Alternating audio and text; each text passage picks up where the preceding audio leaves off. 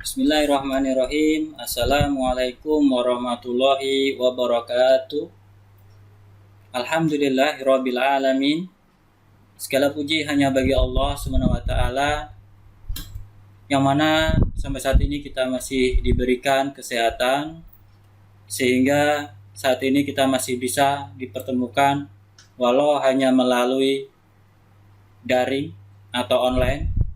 Mudah-mudahan kita senantiasa dalam lindungan Allah SWT dari segala macam mara dan bahaya. Amin ya robbal alamin. Langsung aja marilah kita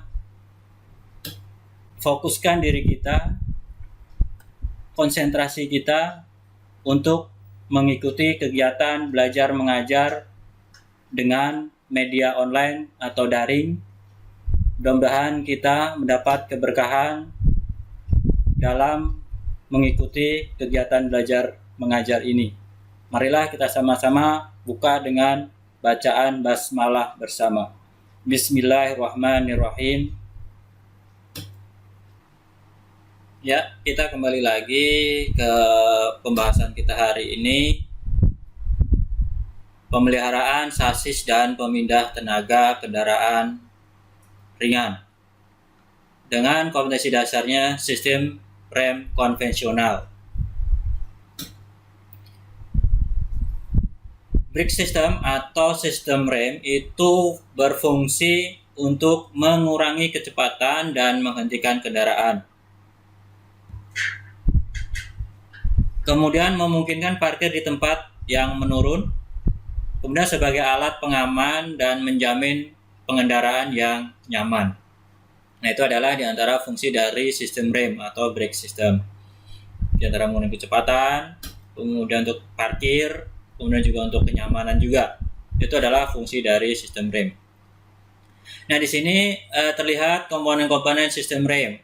Ada brake booster atau booster rem, kemudian parking brake lever, drum brake, ini adalah tromol, kemudian ada disc brake atau disc brake atau cakram. Ada master cylinder, ada pedal rem. Kemudian prinsip dasar sistem rem dasarnya adalah merubah energi gerak menjadi energi panas. Umumnya rem bekerja disebabkan oleh adanya sistem gabungan penekanan melawan sistem gerak putar. Efek pengeriman diperoleh dari adanya gesekan yang ditimbulkan antara dua benda. Nah, di sini diilustrasikan pergesekan antara dua benda, ya, yang berputar dan yang diam. Kemudian di sini ada perputaran, kemudian ada panas yang terbuang yang dihasilkan oleh pergesekan tersebut. Kemudian tipe-tipe rem itu ada tiga. Utamanya ada tiga. Yang pertama adalah rem kaki. Rem kaki itu ada dua, hidrolis dan pneumatis. Untuk roda rem.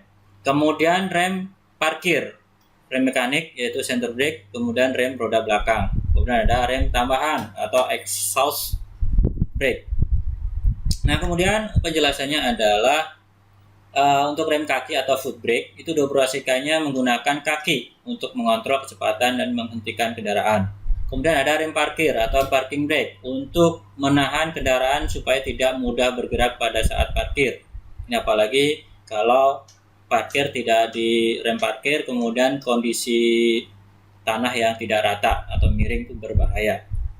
Kemudian ada rem tambahan atau auxiliary brake untuk membantu rem kaki, umumnya digunakan pada kendaraan besar atau berat.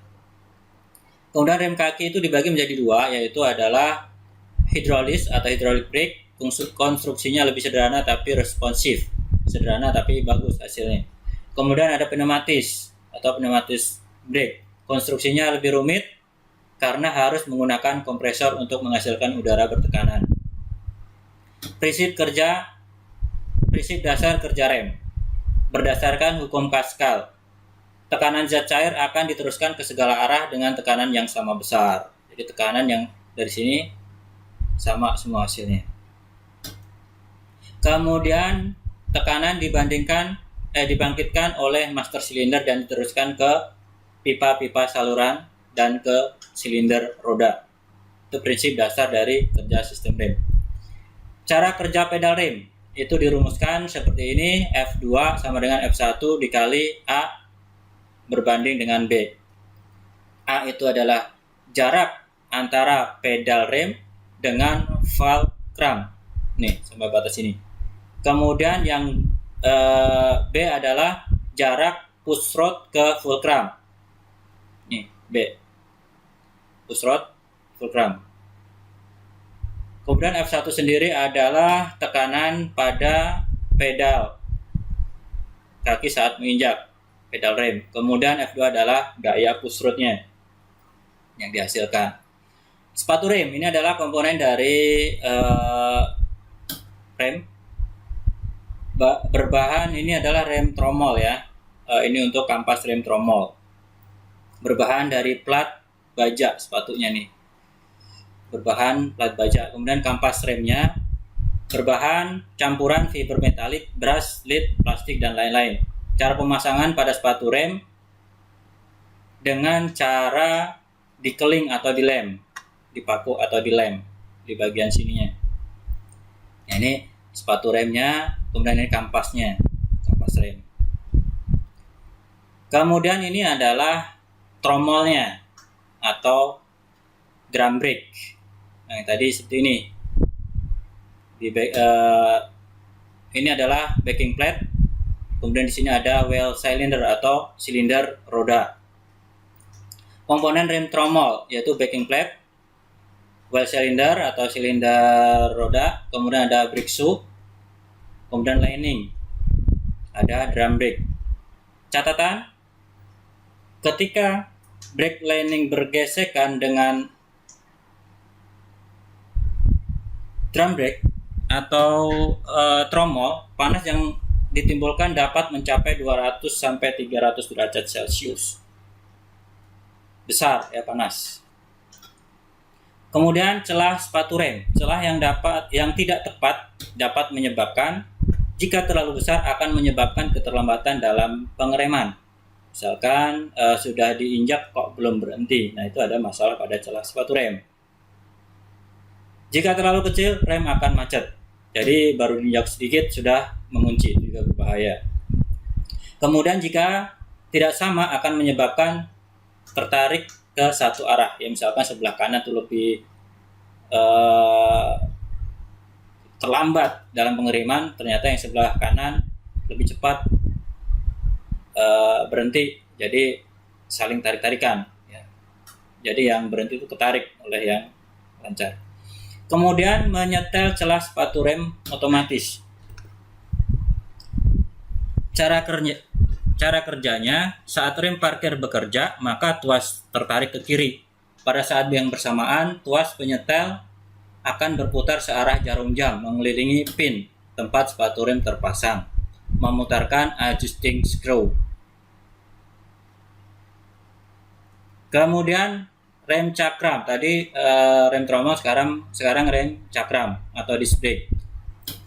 Rem cakram atau disc brake terdiri dari cakram atau rotor disc. Kemudian ada disc pad. Disc pad itu ada sepatu remnya ya, kampasnya. Kemudian ada kaliper untuk memegang disc pad.